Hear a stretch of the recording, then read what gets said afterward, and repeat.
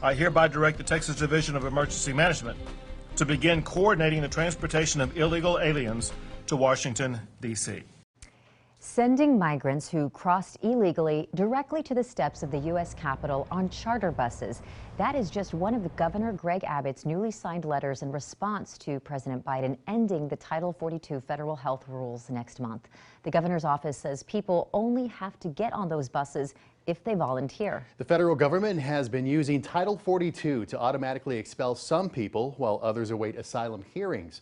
But the pandemic-authorized health rules will expire on May 23rd. And with that ending, Texas leaders expect a surge of people to the Texas border. The other directive the governor signed will call for enhanced safety inspections by the Texas Department of Public Safety of vehicles as they cross international points of entry. This would be after they pass through Customs and Border Protection on Texas land and roads, and only of commercial vehicles. The governor also revealed Operation Lone Star will not involve boat blockades along parts of the Rio Grande. There will be added razor wire at low water crossings and high traffic areas for illegal crossings. There will also be added shipping container blockades and extra lighting at night.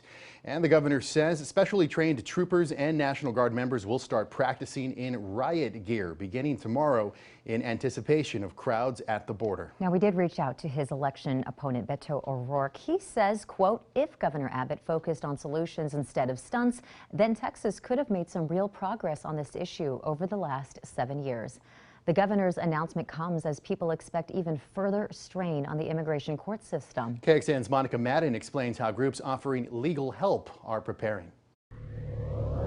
Governor Greg Abbott is taking a new approach to handle the surge of migrants crossing the border illegally. As opposed to busing these people to San Antonio, let's continue the ride all the way to Washington, D.C. From Weslaco Wednesday, Abbott announced Texas will start sending migrants all the way to the nation's capital on charter buses. But his office clarified the busing is only for migrants who volunteer for the trip.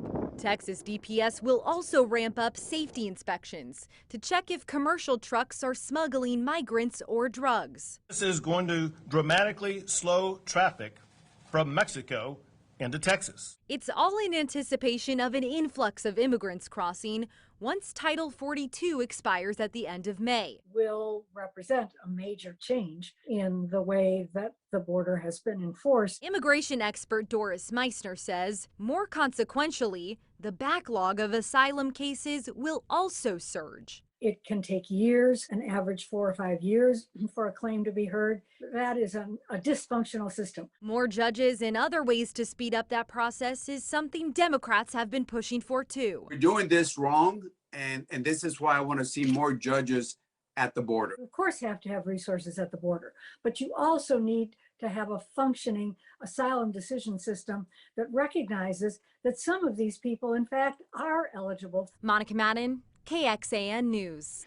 And the Biden administration did make a new rule to add DHS asylum officers to help judges process these claims.